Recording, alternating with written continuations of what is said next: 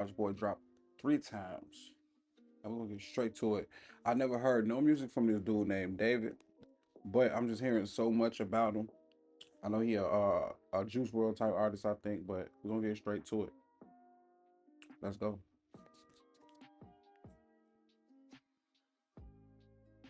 Now, like a lot of you already know, the recent story surrounding singer David, spelled d4vd, is still dominating headlines. Police are still deep into their investigation of what really happened to 14-year-old Celeste Rivas, the young girl who was tragically found in the front trunk of the Tesla registered to the singer. Even though there's still no breakthrough information in Shit. what the authorities are treating as a homicide case, there have been a lot of things happening around this story and around David himself. So the goal of this video is to keep you fully informed with the verifiable details about what's going on right now with this David story. So with that being said, let's get into it, shall we? Let's run through a quick recap of what we know so far so everybody's in the loop with this story. Most of you probably know the basic gist of it, but for anyone who's not fully caught up, on September 8, headlines broke that an unidentified person had been found in the front trunk of a Tesla registered to the popular singer David, spelled D4VD. At Hold on. So his girlfriend was found in the trunk of his Tesla. that point, the remains were classified as a Jane Doe, which is a term investigators use when they haven't yet confirmed the victim's identity. But later, it was confirmed that the victim was a young girl named Celeste Rivas. Her body was discovered after the Tesla had been towed to a Rest in peace, Celeste. That's fucked up. Hollywood impound lot, and when the staff noticed a foul odor, Wix gives you the power of AI to build the website you need. With full business function. they opened the front trunk and made the discovery and then called the police. Not long after, detectives executed a search warrant at a Hollywood Hills home where David had been staying, and they seized multiple electronics as part of the investigation. At the same time, the medical examiner reported that the body inside was severely decomposed, to the point where it was very difficult for them to determine exactly what had happened to the little girl or how she died. We also know that neighbors told investigators that the car had been parked in that spot for over a month before it was finally towed away. Police also stated that the body had been in that Tesla for an extended period of time, though they haven't specified exactly how long. There's plenty of other details I could add, but I wanted to give you the essentials here. No need to drag this out. So hold on. If he killed this little girl, he parked her body, left her body in a Tesla, then parked it at a random place, a Tesla in his name. I know you got some other shit to do, okay? Ever since investigators were able to figure out the identity of the victim, their focus has been on piecing together what really happened to this little girl. During this time, the remains of Celeste Rivas have been with the medical examiner's office for review, but just a few days ago on Wednesday, her body was officially released back to her family. Now, that doesn't mean the investigation is over. In fact, the manner of her death, exactly how she died, still isn't public. At this stage, investigators almost certainly know more than we do, but nothing has been shared with the public yet. And while police have been very quiet about the deeper details of this case, the big question in the middle of this entire thing is David's connection to Celeste. Her mother publicly stated that Celeste had a boyfriend named David. Multiple witnesses have also testified that they've seen them together, and there are even pictures and live stream footage confirming that they did in fact know each other. What remains unclear, however, is the true extent of that relationship.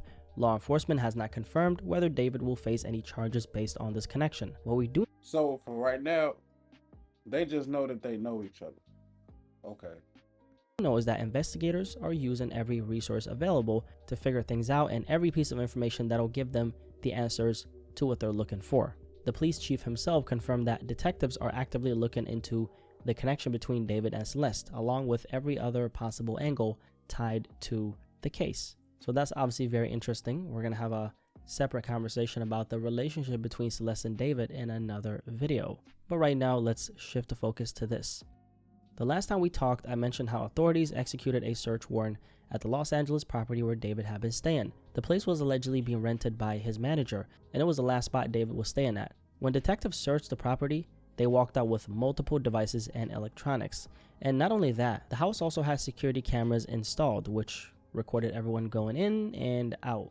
At this point in time, investigators most likely have that footage in their possession. Now, when it comes to the search warrant, we've also learned that police are looking into the possibility that Celeste may have been killed inside the home David was staying at. And for anyone who's ever watched the show Dexter, which by the way is goated, you might remember how Dexter used a spray when he was checking a crime scene. And that spray is called luminol, and it makes even the slightest traces of blood visible under certain lighting. According to LAPD's Scientific Investigation Division, during the 12-hour search of the property that David was staying at, detectives actually used luminol to check for any blood evidence. Because the body was discovered not far from where he was staying, investigators are clearly looking into whether something happened inside. On top of that, they also checked sink drains in case there had been any attempt to wash away any blood. They also swept the entire home for fingerprints and collected hair samples. So, for example, Celeste's hair is found inside. That could be a crucial piece of evidence. So right now, investigators are piecing together a timeline of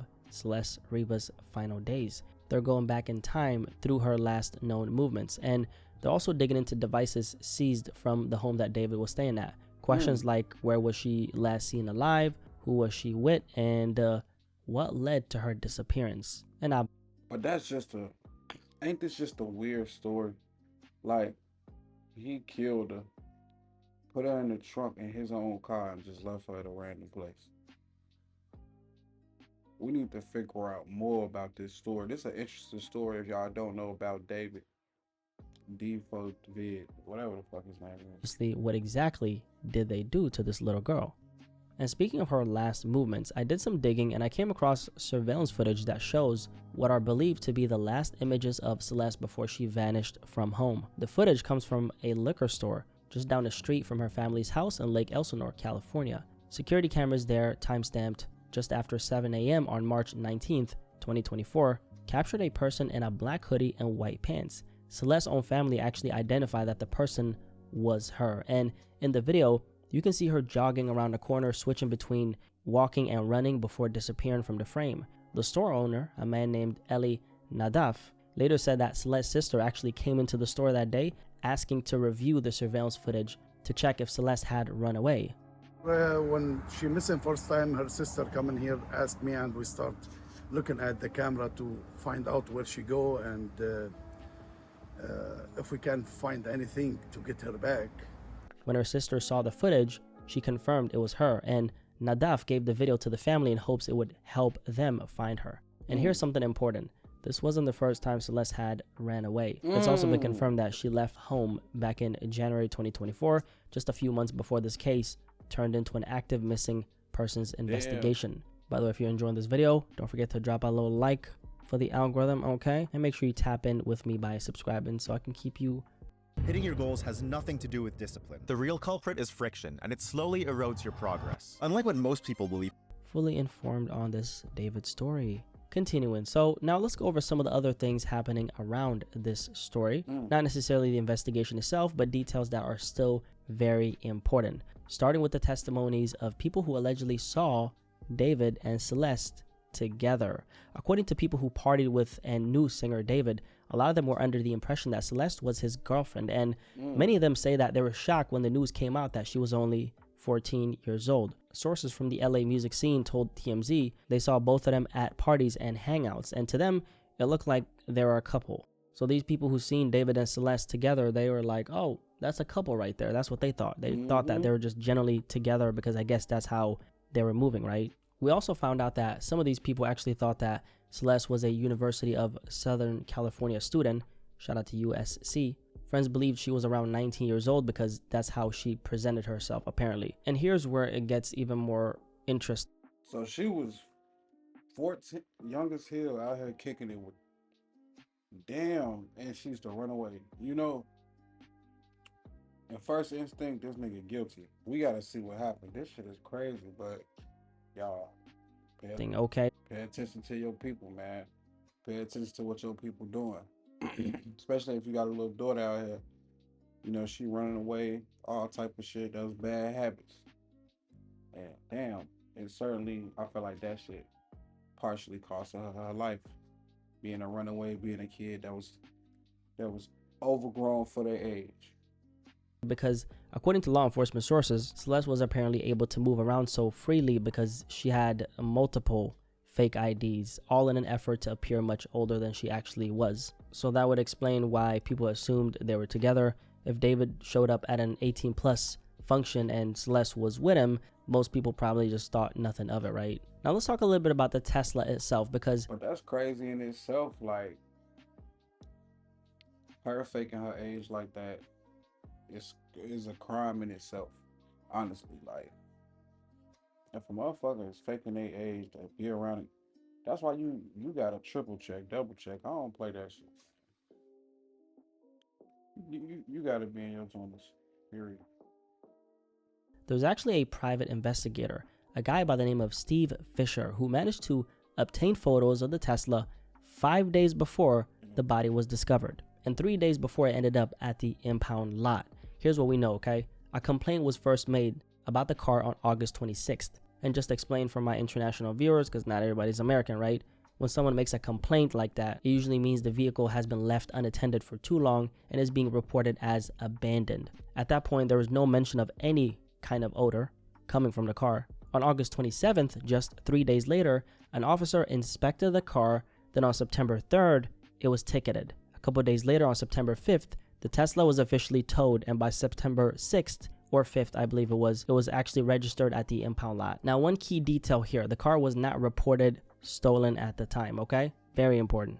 So this timeline suggests that the Tesla was just sitting there unnoticed, even after being reported as abandoned. Nobody flagged it as stolen. Nobody connected it to anything bigger until it finally got towed and that discovery was eventually made. Now, one thing that really makes you wonder is, how come there was no smell reported at the time when that first complaint was made? It could be that Yeah, because it don't take really no time for her body to start stinking.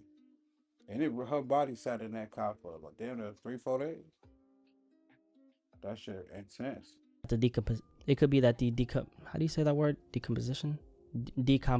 Decomposition. I'm sorry. Oh great, a request for a new video. Now to rely on 1,000 people to get it done. Or you can just use Riverside and do it. English is my third language, my apologies. It could be that the decomposition process hadn't fully started yet, which would explain why nobody noticed an odor back then. But that's something investigators are obviously looking into right now, and until we get the official details, all we can do is note how unusual that part of the timeline really is. Now let's also touch on this photo right here, okay? It's gonna stay on the screen for like 2-3 seconds. Obviously I blurred the woman's face, okay?